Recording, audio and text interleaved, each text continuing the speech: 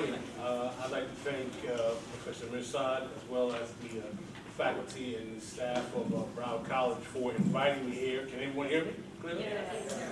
To discuss today's topic about reparations and what will it cost to quote-unquote end African American politics. The conversation that we're having today, for many people in today's political context, means even controversial. First of all, we have to understand the context in terms of history where we are. You know, in 2008, literally 8 years ago, 2008, we elected the first African American president to the United States, which was a historical feat of very great proportions. Many people believe that upon the election of Barack Obama, it would present a period of time, and I'm sure you've heard this term, where we would turn to what's called a post-racial America. As a matter of fact, there was an article in the New York Times that said, would the presidency of Barack Obama herald the end of black politics? Now, for many people of my political persuasion who look at race and politics in terms of American history, you would think, we thought it was interesting that, you know, something that should be the culmination of all black political aspiration, the election of the first black president, should be heralded by certain people at the New York Times as a demarcation of when we should be ending black politics. If anything, you would think that this would be a renaissance of black politics, a rebirth, a renewal. But yet for some people, they felt that the presidency of Barack Obama was actually marking an end of black politics. And then there were also individuals who were saying that his presidency would mark a move to a post-racial term, which is interesting. So on one half, we're looking for the end of black politics, and the next, we're talking about the post-racial turn. So we have the first black president, and all of a sudden, the concept of black people disappearing is becoming something that is in the ether, which is quite ironic. So one of the reasons that we have to understand is that why there is such an emphasis or a belief in the importance of Obama, at least symbolically, being able to take America in that direction, is that America, as much of a nation that provides great opportunity, has a very tortured history with the issue of race and racism. I'm sure most of you have a very basic understanding of the history of America. You know the stuff that you hear. The Pilgrims came over in the 1600s, and they founded America, and the Indians were here, and we had Thanksgiving, and it was a wonderful kind of day, and the country grew, et cetera, so on and so forth. It's kind of mythical, the great American story about the United States. And my goal here is not to disabuse you of your pride or affection or admiration for being Americans. I'm not trying to make you dislike or hate this country in any way. But my goal is to let you know that America is a society that is based on an economic paradigm called capitalism. And one of the realities of how America grew as a society is that the mechanisms for developing this economy was based on the coercion of unpaid labor, which were called slaves. Now, the irony of the early days of American history is that not only were Africans brought from the African continent as slaves, but we had indentured servants from Europe as well, particularly the Irish. And one of the interesting things in this tortured period where we have all of these racial issues and conflagrations that have arisen in the recent years is that in the early stages of American history, the Irish indentured slave and the African will oftentimes come together to challenge the oppressive forces or economic forces that were, keeping them or using them without compensation. And it wasn't until a revolution or a revolt called Bacon's Rebellion, in which the ruling class of America realized that, listen, we can't have these two people coming together. This is dangerous for business. This is not good. So literally, the concept of what people usually call white privilege came about as a creation to force the notion of the Irish indentured slaves that they had something in common with the white ruling class or nobility, if you will. They weren't noble because they were royals, but the white ruling class, so that the ability of those two classes of people uniting against to challenge the economic order would never occur again. Now, the irony of this is that in the tortured racial history of the United States, we have this concept that the differences between black people and white people are ontological. Does anyone know what the word ontological means? Ontological means that it's a natural force of existence unto itself, like physics, like earth science, like rain. So there's something naturally about black people and white people that means that they should not be able to work together. And unfortunately, because we've had such a tortured history of race and racism in this country, there is a perception in the mind of many people, even some black people, and even some white people, even some who would consider racist, that believe that there's some kind of almost biochemical natural realization that makes these two groups work in tension to each other. And my position to tell you is that I believe that's absolutely rubbish. For one simple reason. If it was not profitable for the European landowners in America to bring slaves, would there be Africans here in the first place? I would argue no. So if we realize that the motivation that was brought to the decision to bring Africans as slaves in the first place, or even indentured servants, was economic, then we understand that there is a material reality that has driven the relationship between black people and white people in this country, and it's not some kind of earth science-like dynamic where these people are designed to hate each other. It's a consequence of the circumstances that, unfortunately, American capitalism, or the economic system that we have, was premised to a large extent on extracting labor from African Americans without compensation. Early on, they allowed those indentured white servants to, join the rest of society and not suffer that burden. So from 1619, we have the first Africans that are brought to the United States, and not until the Civil War, until 1865, they are free. And we have to realize that the consequence of that extraction of labor, where you had things like black codes, you had laws that limited mobility, that limited the rights of African slaves to even meet in groups of more than three, that the lifestyle of the black slave in the plantation economy was very rigorous, it was very arduous. Depending on the location, it could be very brutal, and it did not allow for ownership of property unless that slave was to be freed. And in some rare instances, there were free people of color who not only owned property, they owned plantations, and some of them also owned slaves. So I say that to say, to not to shock you, like, oh my God, black people own slaves? That's impossible.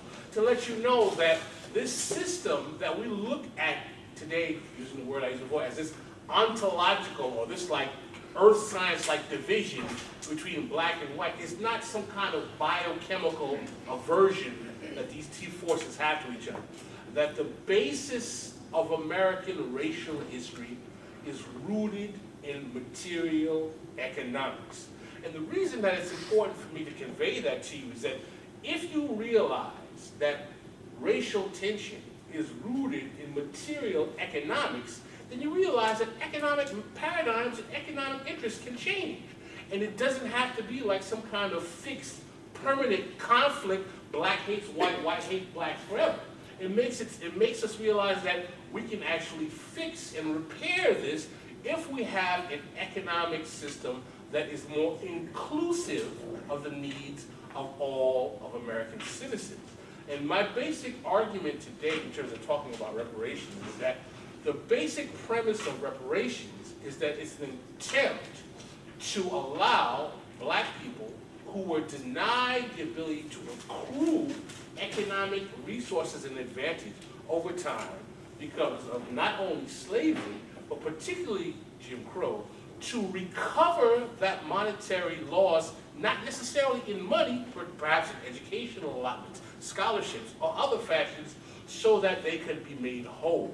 Because the argument that I'm going to present to you is that contrary to the images we saw in terms of post-racial America and the black president and Martin Luther King, said I have a dream and everything's okay after the civil rights movement, that's fine.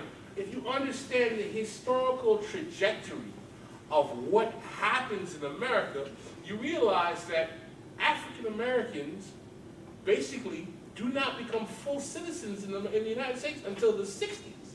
Not only in terms of political participation, but also in terms of economic participation.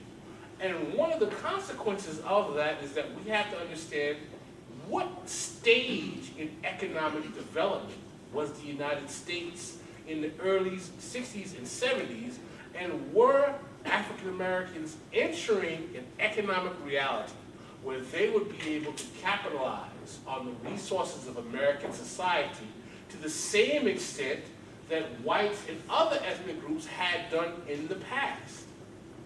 And there are certain periods throughout time that make us understand why that was not the case, and why the particular difficulty of acquiring that citizenship at that time in the late 60s, early 70s brought forth serious challenges to the African American community's ability to recover from that history. And the reason why I think it's important for us to understand that history is that here in South Florida, we live amongst many people from different ethnic groups, immigrants, Latino. I'm sure many of us here have family that come, even some of us who are from European origins, have backgrounds. And one of the sad realities of the United States, like any other country, is that it always tries to present the best of itself. But as a consequence of presenting the best of itself, it is not easy for us to really ascertain the true history of what made this nation become a nation. And one of the main reasons that is that there's a lot of ugly history behind that history. You know, for example, nowadays we have the controversy over our NFL players who don't want to stand for they believe they don't want to stand for the flag or the American anthem. How many people are boycotting the NFL? This is unpatriotic. Well, most people don't realize that the Star Spangled Banner, as a song, had actual racist lyrics in the song about capturing slaves. Not only that, if you understand that what these gentlemen are actually protesting, they're actually protesting the mistreatment by particularly black men and women by the police, you realize that, like, in a country that is supposed to be your home, when you are being treated like a second-class citizen by the police, how are you going to expect someone to feel the same pride in their homeland as people who are not suffering this same kind of treatment? So, again, the goal is not to paint America as a horrible, terrible place. Let's be very intellectually honest. Great nations all over the world, from the Roman Empire to the Egyptians, to the Babylonians, to the Phoenicians, have done great things, and they have done horrible things to become world powers. That's the reality. That's the reality of human history. And America is a great nation that has done great things for the world. It has been a beacon of light and freedom for many citizens. But there's also a history of, unfortunately, human suffering and abuse that has left many people not fully healed and recovered in their ability to function the way others who come here with a clean slate, who are not burdened with that history.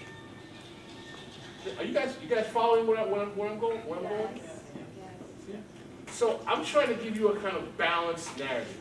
I don't want you guys leaving here saying, like, America's evil, I hate this place, I want to burn the flag. But I also don't want you guys to have these rose-colored glasses to be like, oh man, this is the greatest person in the country in the world, America rocks, we've never done anything wrong, this is awesome, USA, USA.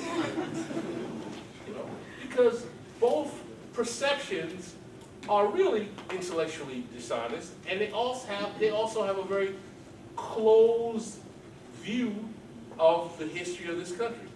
My personal opinion is that as tortured and as sad as this history is, particularly with African Americans, I find something beautiful in it. Though my parents are originally immigrants from Haiti, I find that the cultural, artistic, music, and intellectual contribution that African Americans have made to this country, in the light of all of the suffering and abuse that they have gone through, The fact that you can go anywhere in the world and everyone loves black American music, man.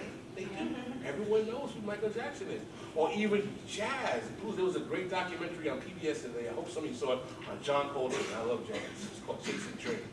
And, you know, all of this, you know, there was a great scholar who said one time that, you know, African American culture is American culture. At the root of it, what other culture is there?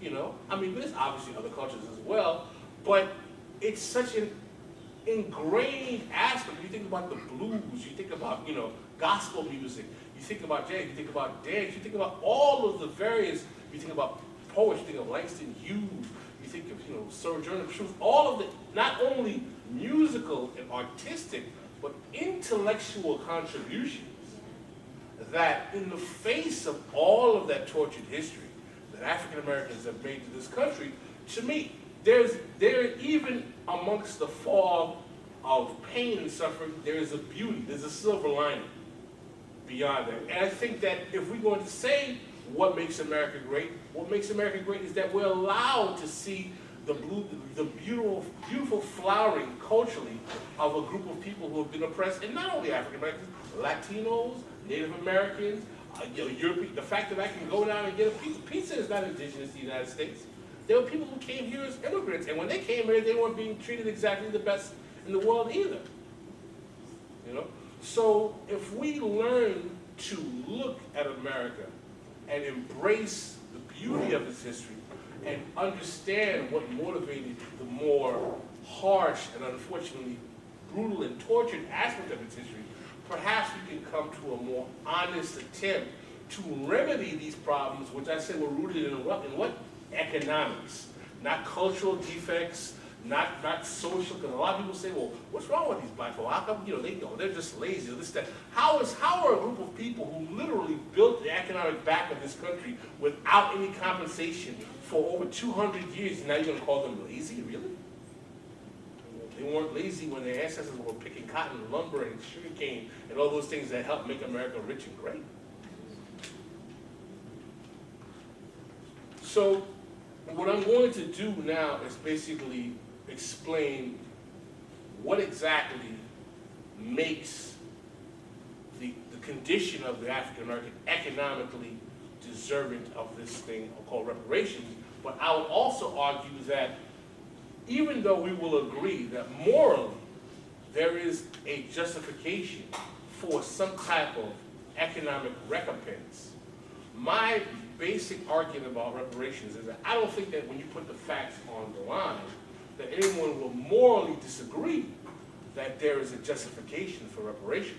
But the question becomes, which is to me is the most important question, how do we get a political consensus in American politics today when our politics are so divided and tortured around race to actually get a political consensus to get Americans to actually make black people whole for all that lost labor and inability to earn. And my argument is that until we're able to address how we get that political consensus, simply having conversations about reparations becomes, you know, just circling the wagons. Because unless it can be made politically practical as a reality, then it's nothing but a conversation. And the problem I have with the concept of reparations is that it's been just that, nothing but a conversation for a long time. So the origins of the concept of reparations, right, goes back really to even during slavery. There was an African American woman who was a slave in New England who literally tried to sue her master for 50 years of labor at one point. And some people say this is documented as the first case in which a slave in the United States tried to actually regain compensation for their labor. So the concept of reparations really starts with, I'm sure you've heard the notion of 40 acres and a mule. 40 acres and a mule, the mule was actually spurious. It was really just 40 acres. 40 acres was actually the amount of land that was promised to African Americans after the Civil War to give them a kind of fresh start to be able to, you know, start from new. The sad reality is that once the decision to make that compensation to African Americans was decided, during the Reconstruction Era, particularly with the betrayal of 1877, where the Reconstruction was supposed to be an attempt after the Civil War to basically rebuild the South and allow African Americans to be integrated into the economy. And unfortunately, what happened is that the president, whose name was Johnson at the time, betrayed that trust that was put upon him to administer the rights of land that were given to African Americans, and that land was taken back, and Reconstruction was terminated, and unfortunately caused the birth of an economic paradigm that I actually think is even more antagonistic than slavery, which is Jim Crow. So it's obviously logical to understand what is the basis of reparations from slavery. You have people who are not getting compensated for work. They work for over 200 years, they make no money, so they should be compensated by that labor. Well, many people will retort, well, slavery was 200 some odd years ago. That was that in 1865. Those people, I mean, my ancestors weren't here. My parents came from Italy. They came from Greece. I mean, I don't understand, why are you trying to have me compensate for something? By now, shouldn't they have been able to recoup from that? That's over, that's over 100 some odd years ago. Well, part of the reason I have a problem with the concept of framing reparations as reparations for slavery is that the period of post-slavery, which was the Jim Crow era, was actually the period where the most economic harm that is important for today happened for the African American community. And that when you present reparations as reparations for slavery, it becomes something that seems almost unrealistic to the consciousness of the average American today, because he was like, this happened so on years ago. And first of all, for the argument for those who will say that my ancestors weren't here, what does that have to do with me? I will say that no country is built overnight, and that the cumulative wealth that built this country, that allowed your ancestors to come here and enjoy this capitalist system, was a residual benefit of the labor that those African Americans put in during slavery in the first place. So I will make the argument that there is no one in America, black or white, who has not been a beneficiary of the labor that African Americans toiled in this ground as slaves. Because as you know, wealth compounds over time. Okay? So when you have free labor building wealth for 200 years, that wealth didn't just disappear after the Civil War and America started from scratch. Of course not. It was used and invested to help this country develop and become the nation that it is. And those shipping lanes, those roads, those railroads that were used to ship and move all of that merchandise that provided the jobs for the immigrants, for all the people that came here, that helped build the cities, the insurance companies and banks that financed the transactions of the cotton market and the sugarcane market. There's a great book called The Half That's Never Been Told. It's about how the amount, it's by a man named Edward Baptiste. You should write that up. The Half That's Never Been Told, Edward Baptiste.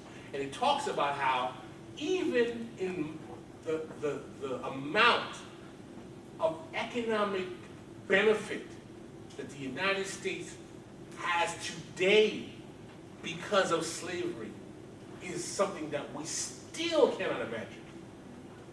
The whole book is about explaining how there's so many financial institutions, banks, insurance companies that exist today. Universities. There's another good book called Ebony and Ivy. I forgot the name of the author.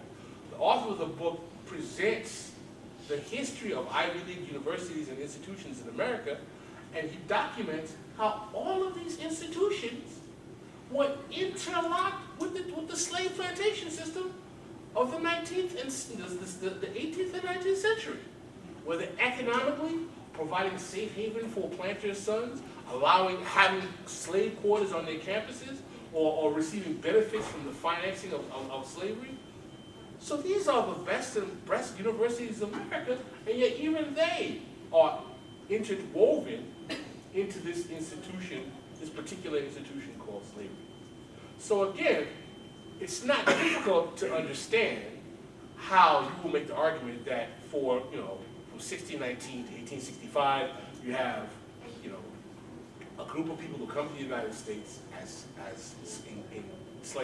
enslaved people, and they are not compensated for their labor, and you're saying that, okay, well, they should receive some kind of benefit for their labor.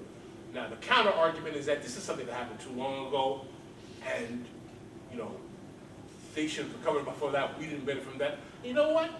I'll concede that argument. Okay, great. Tell you what. Let's not compensate black people for slavery.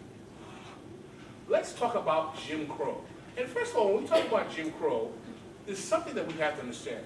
What Jim Crow was and why Jim Crow was necessary.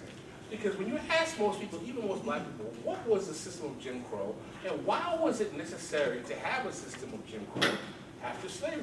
Some people say because of fear of black rebellion or because of racism or they didn't want black people to be with white people.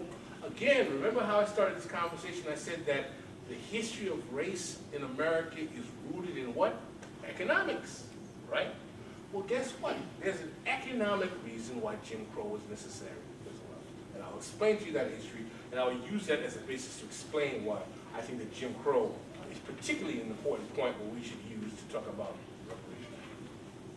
Now, as we said, after slavery, we had the Reconstruction Era where President Johnson kind of recanted of the promise of Reconstruction in terms of providing for the slaves with 40 acres and so on and so forth. And what happens is that the rise of the slaveocracy, the reactionary rise of slaveocracy with the Klan and the White Citizens Councils, and this attempt by the South, who had lost during the war, to really antagonize the black citizens of the South through brutal means starts to occur in this period of time. Well, there's a period of American history which many people do not talk about and study, which is very important. It's called the Populist Era. Does anyone know what the Populist Era was in American history? Any history majors here? Anyone heard of the Populist Era? The Populist Era was during the 1880s and 1890s. This is one of the most understudied, underappreciated periods of American history. Now, let me tell you why. Remember how I told you that Bacon's Rebellion, when the Indentured Servants and the blacks tried to get together to challenge the capitalist order, the ruling class realized, we can't have that happen. So they basically gave those Irish indentured servants a feeling of white privilege, that their race gave them special abilities that made them better than those blacks. Remember why I mentioned that? Well, guess what happened during the Populist Era? During the Populist Era, there was a movement called the Farmers Alliance. The Farmers Alliance was a movement of white Southern farmers who realized that the Southern economic system was basically taking advantage of them.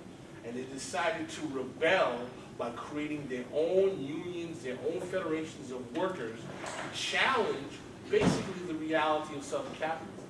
If you know anything about American history, you start talking about challenging capitalism, and people are going to say, no way, buddy, you can't do that over here. Okay? So these Southern, a lot of them were poor, Southern white farmers are trying to challenge the system. Well, guess what actually happened? There was an organization called the Colored Farmers Alliance, which were black Southern sharecroppers, some of them were poor, dirt poor, who also tried to challenge the Southern economic order with the Farmers Alliance. They came together, and they got so strong, they actually tried to create their own political party and break the two-party system and create their own populist party. You're not in your head, you're familiar with that. Yeah, they tried to create their own populist party. This was such a threat to the American ruling class that they realized that they had to find a way to shut down this this interracial force between the Colored Farmers Alliance and the Farmers Alliance. Because these guys were literally about to upset the apple cart of the whole economic order in the South. And if you understand how American capitalism works, the banking system and the financial system are also integrated into the Southern agricultural system. Now, Jim Crow, again, after the Civil War, we do have racism and tension that's starting from the white plantation class who resents the fact that the blacks are freed. But the actual beginning of Jim Crow starts in 1896 with a Supreme Court case of Plessy versus Ferguson. How many have heard that case, Plessy versus Ferguson? Heard that case? Plessy versus Ferguson is a Supreme Court case that made the concept of separate but equal the law of the land. Even though they were separate, they were never really equal. It was actually mostly separate and unequal.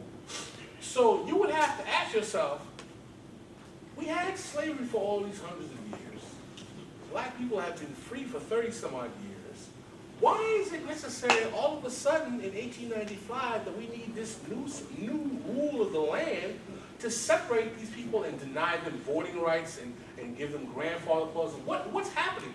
Well, what's happening is that the South was so threatened by the populist rebellion of the Farmers Alliance and the Colored Farmers Alliance that the ruling class realized that they had to find a way to strip political and economic rights from blacks and poor whites. Because a lot of people don't realize those laws, some of the laws that came about as a result of Plessy versus Ferguson, if you were a white, illiterate person, you couldn't vote either, because the grandfather clause that meant you had to be able to read a part of the Constitution to vote, if you were poor, white, and illiterate, you weren't voting either. So part of the mythology is that this only affected blacks. It actually affected blacks and some poor whites as well. So Plessy versus Ferguson, the birth of Jim Crow, is created as a means to force the black farm labor, particularly the black farm labor, who was working as sharecroppers, to lose their political and economic mobility to challenge the system and lock them into a position where they'd be stuck as peasant sharecroppers in perpetuity. That was the purpose of Jim Crow. And the reason why that's important, to understand why Jim Crow is important, is I'm going to give you one basic fact that will make you understand why reparations has a strong argument. Because people today will say, well, slavery was so long ago. Why do we need reparations? Do you know that until 1960, 60% of black labor in the United States were either sharecroppers or maids or butlers? That's a fact. That's because of Jim Crow. Remember I told you what was the purpose of Jim Crow? To force those blacks who were rebelling against their oppression to an economic system of peonage where they could not challenge that order in perpetuity. That system was not challenged until Martin Luther King and the Civil Rights Movement. So what I'm trying to explain to you is that even though slavery ended in 1865, up to 60%, until 1960, 60% of black labor in this country was living in a semi-slave state up until that time. That's 8 years before I was born. Now, do you see how the argument that this happened so long ago starts to kind of disappear when you think about it that way? It's not so long ago. So the question becomes, there are several things that make the sharecropper system that had, people were working for below peanuts. There's several things that happen that makes that system obsolete. One, the advent of technology in terms of farming makes the sharecropper obsolete, because we have mechanized farming now, so we don't need sharecroppers as much anymore. Number two, with the rise of Nazi Germany in World War II, the image of having blacks as second-class citizens and doing a Jim Crow system became very bad public relations. And it was an embarrassment to the United States at a time for a country to be trying to fight Nazi Germany, to have a system that the Germans were, a lot of people don't know, that the Nazis based their treatment of the Jews during the Holocaust on the United States and how they were treating both blacks and Native Americans. That's a fact. That's a fact. So it became an embarrassment. And the third is that once the World War II was over, because the Soviet Union was using communism as an appeal to third world countries, African countries, Indian countries, South American countries, the United States realized, hey man, this Jim Crow stuff is bad for business. If we keep cheating on black folk here, we're not going to be able to get this new business with these newly decolonized African countries, Latin American countries, because they're going to be like, well, what's up? How are you treating these black people? I don't want to do business with you. The Soviet Union is going to cut me a better deal. So, contrary to the mythology that Jim Crow ended because of all the marching and the goodwill. Jim Crow ended it because it was politically and economically unfeasible for the United States to maintain a system that became economically obsolete and morally, embarrassing in the eyes of foreign policy concerns. That's a fact. There's a good book called Cold War Civil Rights by a woman named Mary Dudziak. And she talks about how the civil rights movement, the success of the civil rights movement is a consequence of the Cold War between the United States and the Soviet Union. Now, that doesn't mean that what black folk did with Martin Luther King and marching in Selma, that wasn't important, that wasn't a factor. Of course it was a factor. What I'm saying is that those things were happening in the context of an overall history where the global geopolitical scene put a lot of pressure on the ruling class of American society to have to change the way things were going because it was bad for business internationally. Does everyone follow me so far? Yeah. So when you understand that up until 1960, this is a condition of African Americans, and by the way, this is not going to make it any better. Everyone here has heard of the New Deal, right? FDR after the Great Depression. Before the Great Depression, we have these wonderful cities now in America. Everyone's rocking and rolling in Times Square. A lot of people don't read what America was like in the early 20th century. We had child labor, 8, 9-year-old kids working in factories. We had the Dust Bowl era. Most white folk, contrary to what you believe, were living pretty poor and miserable lives. It was the age of the robber barons. There was no Social Security, no Medicare, no Medicaid, no social safety net, no welfare. All of these programs that we hear taking care of our old people or our poor people is basically a consequence of the New Deal. All right? So you can make the argument that the New Deal, which starts in the early 1930s as a result of Franklin Delano Roosevelt putting forth these legislations like the Work Products Administration, the GI Bill, the National Labor Relations Board, all of these bills and programs and plans are basically designed to, and FDR said it himself, my goal was to try to save American capitalism. And what he did is that he sprinkled a little socialism in American capitalism and created this thing called Keynesian economics. Keynesian economics, and I don't know if you have any economics majors here, is basically a belief in having a free market capitalism that has a robust social welfare state that allows to care of those who are unable to basically live in a society. Well, I think it's pretty safe to say most people would agree, of all races, that the New Deal is what lifted the white, particularly white urban ethnic poor, out of poverty and allowed them to live middle-class lives in the 50s. You guys remember all those TV shows you see about the 50s? Everyone looks really happy with their nice new TVs and their new cars, and everyone talking about how the 50s were great.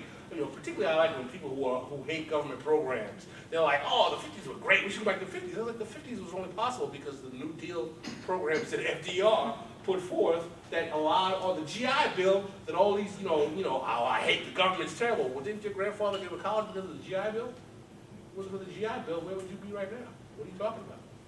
So when you hear people say things like government can't do anything, government policy, because of the New Deal after World War II, built America into its most prosperous period of time, which was the 1950s.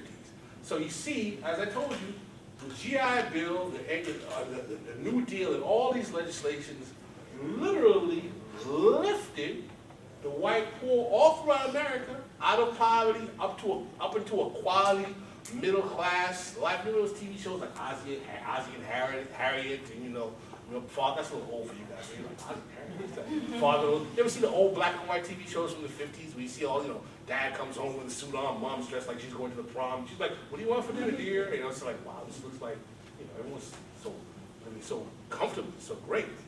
That was made, that image, it wasn't all that much of a fantasy, but that image was made possible because of the policies that FDR signed, because of the Depression, to improve the economic condition in the United States. Well, there's a little There's a little glitch in this whole New Deal thing. Guess what group of people were disproportionately not able to benefit from Jim Crow? African Americans. Why, you may ask? Guess why?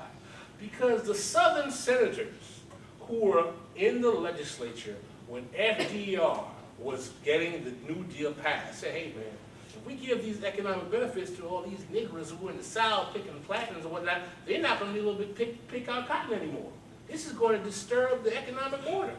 So what happened is that in the actual drafting of the New Deal, it was drafted so that people who had certain type of labor were not allowed to benefit from things like Social Security, GI Bill. And you know what those two types of labor were? Agricultural workers and domestic workers like maids and servants. And where was 60 or 70% of black labor at that time? Agricultural workers, domestic workers like maids and servants. So the system that economically lifted the poor whites into the middle class, the supermajority of African Americans were completely passed by. If you want a really good book that outlines this is a great book. I suggest every American should read this book. It's called When Affirmative Action Was White. It's written by a professor named Ira Katz-Nelson. When Affirmative Action Was White. The whole premise of the book is to explain how the New Deal literally lifted the white poor into the middle class, and the way it was structured basically denied African Americans the majority of the benefits of the New Deal because Southern agricultural interests wanted to make sure that blacks were wedded to being sharecroppers and domestic laborers.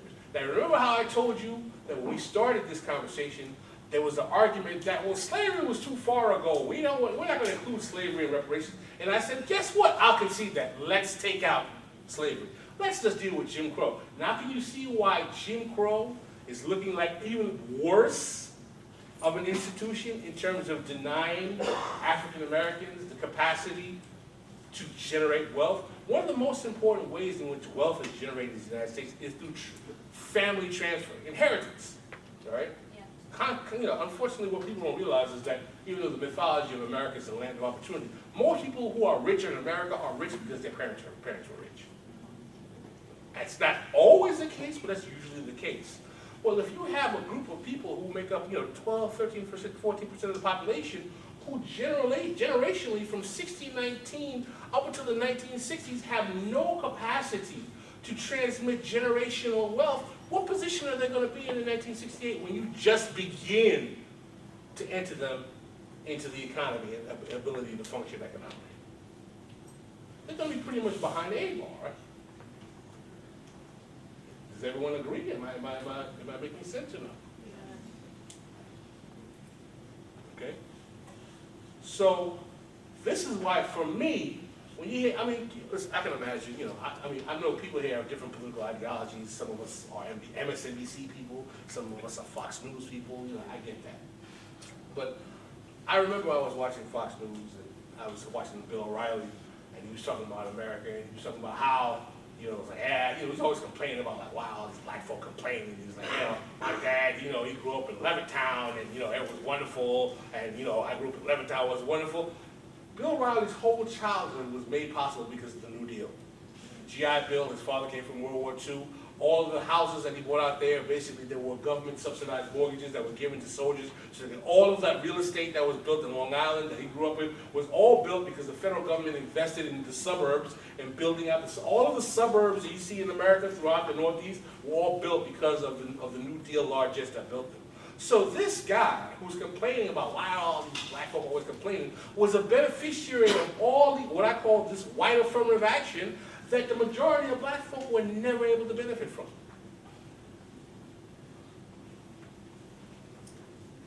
So the question becomes, what position is he to talk about people complaining about affirmative? Every time I hear folk talk about affirmative action, I said, I can list to you about 5 different programs of affirmative action America has been giving to whites since the Civil War. You ever heard of the Homestead Act? You know what the Homestead Act is? The Homestead Act was a program that started under Abraham Lincoln that lasted until the 1970s that allowed whites, particularly poor whites, to go to the Midwest and get hundreds of acres of land for dirt cheap to darn near free for decades. Look it up. You can do Homestead Act.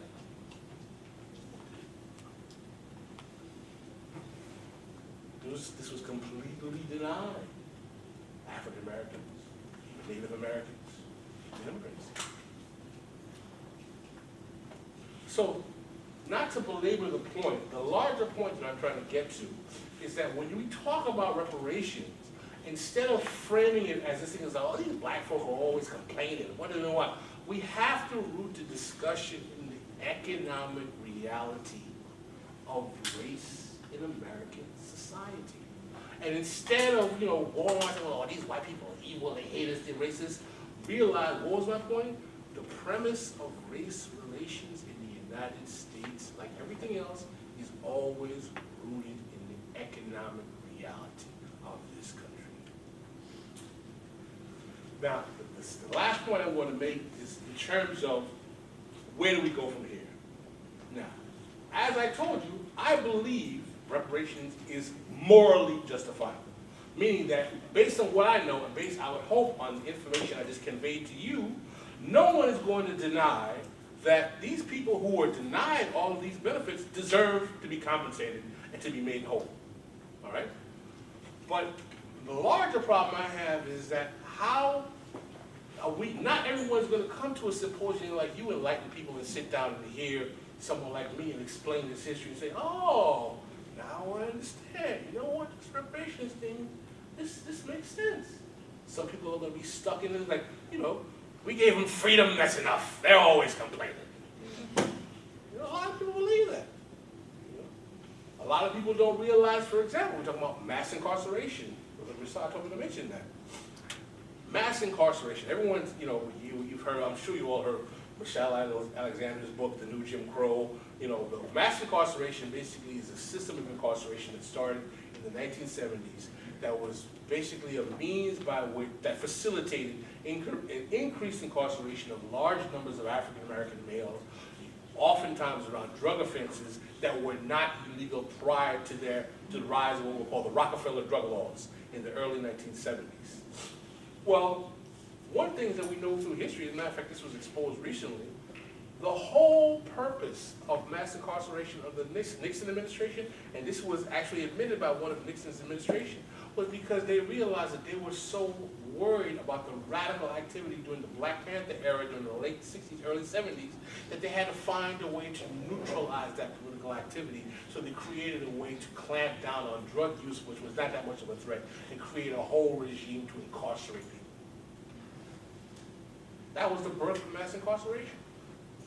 If you don't believe me, go on to Google mass incarceration Nixon administration. And you'll see a quote, I believe it was Eric Elderman, who was a member of Nixon administration, who actually said that.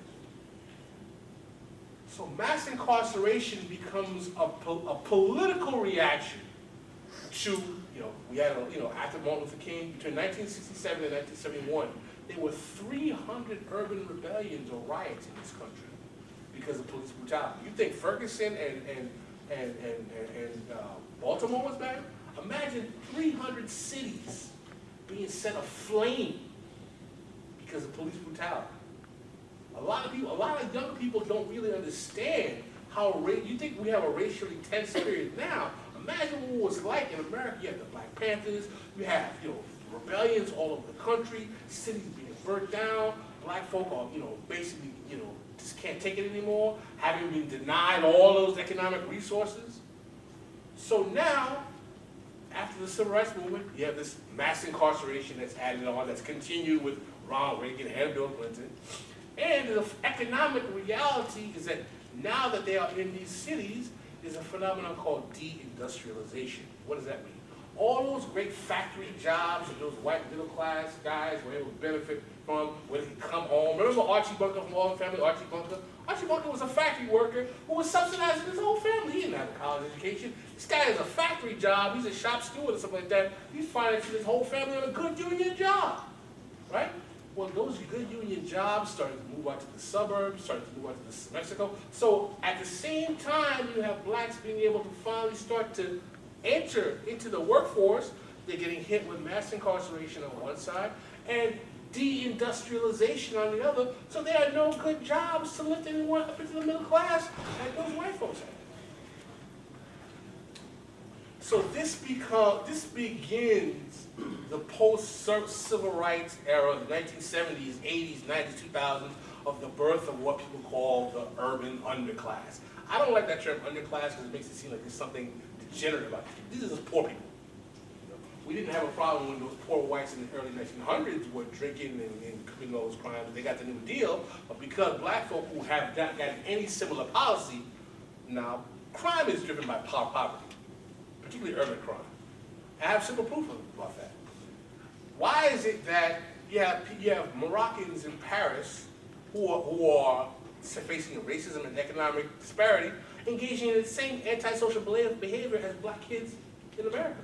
Or why is it that, for example, Pakistani kids who are model minority in America, you go in London, they treat it just like black. They are the N-word of London. Why? Because urban poverty, when it's racialized, breeds the same type of dysfunctional behavior.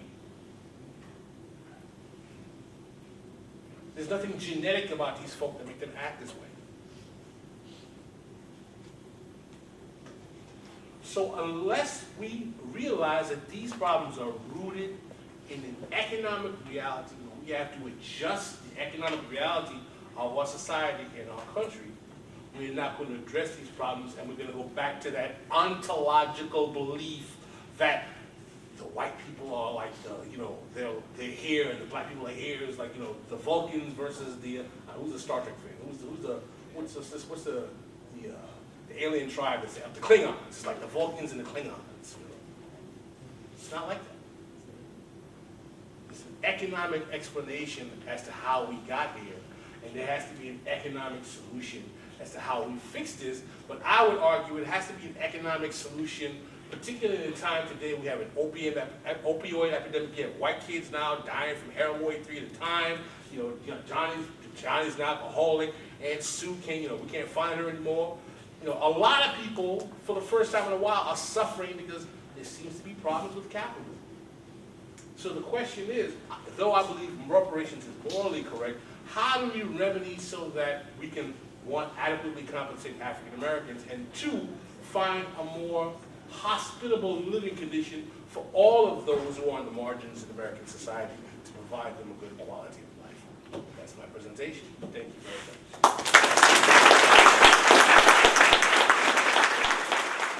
Okay, we're going to now have a discussion because you're talking to future leaders in this community, in Broward and further. Maybe it is good to briefly, just before they come up with the questions, briefly talk about this generation shift. Why the problem perhaps of this whole issue, underlying problem, is who is speaking on behalf of these oppressed, economically oppressed people. We had a conversation, you and I, and we said that these people come from these Ivy League schools, which you mentioned. You yourself come from Ivy League schools. As someone removed from this audience, removed from people who actually are really feeling the real brunt of all these, systematic, inequalities. So what would you advise these future leaders? How to go about it, and why this sort of disconnect from them exists? Well, can you guys hear me? Yeah. I'm a firm believer. One of my favorite heroes from the civil rights movement, believe it or not, it's not Malcolm X or Martin Luther King. He's a woman that many people do not know, and I suggest you guys look up. It's Ella Baker. How many people here have heard of Ella Baker? Ella Baker was probably one of the most important people to the civil rights movement. Ella Baker was, she was involved in almost all of the civil rights organizations. She worked with Dr. King. She was also one of the founders of SNCC. SNCC was an organization made up of young college students who went down to the South to help register black folks to vote. Well, Ella Baker had a philosophy based in a certain system she called political education.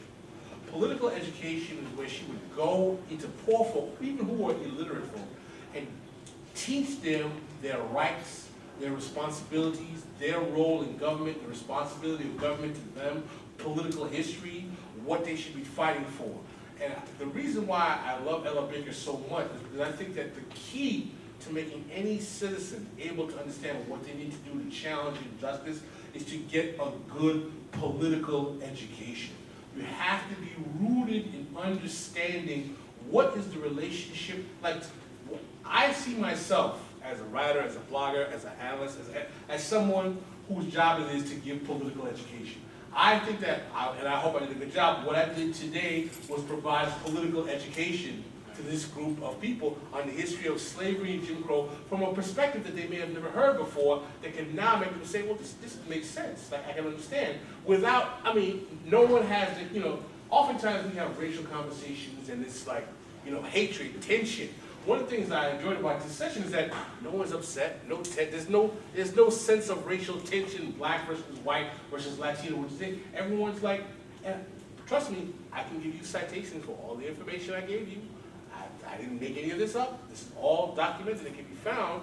Yet we can sit here coming from different vantage points and say, there's a logic to this information that makes me say, I'm interested in finding a remedy in this without going to the same old tensions that we've had in the past. So to answer your question, the first thing that we have to do is that we have to get rooted with a solid political education.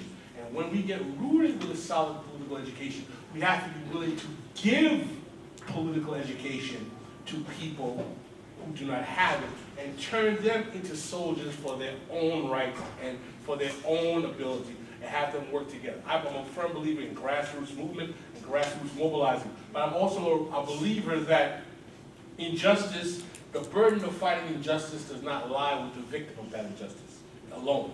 Meaning that it's not just a burden of black folk to fight the injustice of racism. It's not just the burden of women to fight the injustice of sexism, et cetera, so on and so forth. Everyone who is a person of conscience, who is of good moral character, should be outraged when people are suffering and made to suffer injustice, regardless of their color, complexion, or gender. So it should behoove us to root us into the root causes of these oppressions, and I will assure you, the same way I was able to trace the origins of racial conflict in America to economic realities, almost every form of oppression that humankind suffers in the world can be originally brought down to an economic cause in a relationship. And I think that if we make the effort to find the causes, then we can make an effort to find the solutions, and we can continue in that effort to improve our political education to mobilize and organize around changing these systems of oppression. I had some questions based on the fact that everything can be based in economics. I can agree with the making reparations for the black community, but I was thinking about the Asian community and how the Chinese were used for the railroads, and then they're just like out, and they didn't want to deal with the job tension with the Chinese in the West at least. And I don't know enough history about it, but would it just be like reparations? No, first of all, there are Native Americans. Look at Native Americans who were displaced from hundreds of thousands of acres of land. I was brought here to explain reparations because, number one, it's a very hot topic today, but particularly in the context of the African American condition. But that does not mean that there are not other groups that have been economically disenfranchised in this country unjustifiably who would not have merit grounds for some type of economic remuneration as well. Now, I understand in terms of the history of the Chinese railroads in the 1800s and how they used someone who used to call the Chinaman dynamite, as a matter of fact, so that they would blow up. So I know that history. But that is something that would require a deeper analysis in terms of who are the classes of individuals who are denied access to capital because of that. So we'd have to have that conversation. I'm not making this argument to say that only black people deserve reparations and no one else. I'm just saying that because of the way the racial prisms and lens by which we talk about these issues in America, it oftentimes seems easy to dismiss this as being something that's ridiculous. But what I try to do is to explain it in a historical context where people can say, you know what, this is not as illogical as I thought it was. This kind of makes some sense. One more part to add. That's fine. One more question right there. So would it be like an equal? Like would it be just like a level playing field where everyone that has been disenfranchised would be able to gain? Well, this is part of, and this is I see the issue with See, this, this again comes to, remember I was telling you that the problem I have with reparations is not that I feel it's morally unjustifiable. There's no question in my mind that it's morally justifiable. But my question is that I'm tired of the talk about we need reparations. I'm more interested in to talk about how to create policy realities to remedy these economic disparities in a way that is beneficial to those who have been aggrieved, but provides an equity throughout the country so we improve the quality of life for American citizens overall. And that's a debate that we're still not getting to, because we're still talking about we need reparations, okay, and why? And I think that conversations like this today get over the hurdle of, okay, why do we need reparations? And now we can start talking about, okay, well, what does that look like? What does that look like in terms of policy? Because we're really talking about policy. And what kind of policies can be created? Does this have to be about cutting everyone a check? Is that the right way to do it? Or maybe we're talking about, land grants. Or maybe we're talking about university education. Or maybe we're talking about trust funds. Or maybe we're talking about baby bonds. There are a myriad of paradigms that we can look at in terms of finding ways to compensate these economic disparities and try to mitigate the actual, harm to the overall economy of the country by trying to make right for what was done wrong throughout history. The question back here. I grew up in America, not just in my own country. You can't just hand out money to people because people would die or go broke in a year, So perhaps maybe we could start in the education system, like you said. I had no idea who the woman was because we keep teaching each other these this just surface stuff. Oh, Martin Luther King, Black History Month is this, and this all over again. It's almost kind of putting us in a mindset where we don't really know our true history, and we also don't really know how to go forward and better ourselves because we don't have the education in finances or economics or what to do with our money to be able to even receive reparations. You've made a very good point in that, people who are in poor desperate circumstances are not normally the most responsible with economic resources. So the question then becomes that what would be the most effective way to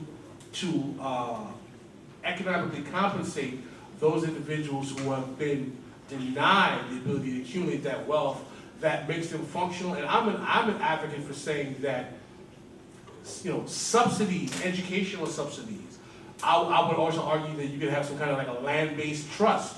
I would argue for a cooperative economic model where we actually have a percentage of shares of publicly traded corporations put in a trust for, various American groups of people where they get a check, like a pension or like a Social Security check from the stock market because all of these companies are beneficiaries of the system. And I don't only advocate that for blacks who are meritorious of reparations. I also suggest that as a means to alter the economic model in a way that makes it more humane. Because, I'm sure you all have heard that we're living in a crisis of capitalism right now. We have robotics, automation, jobs are disappearing. The economy, since the subprime crash, is in flux.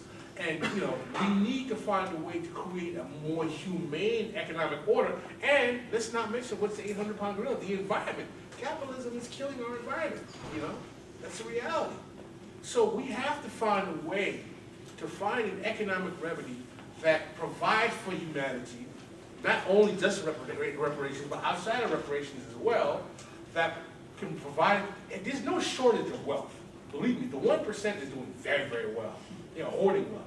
The question is, the problem we have is a proper distribution of wealth and resources that can provide a more humane quality of life for as many American citizens as possible.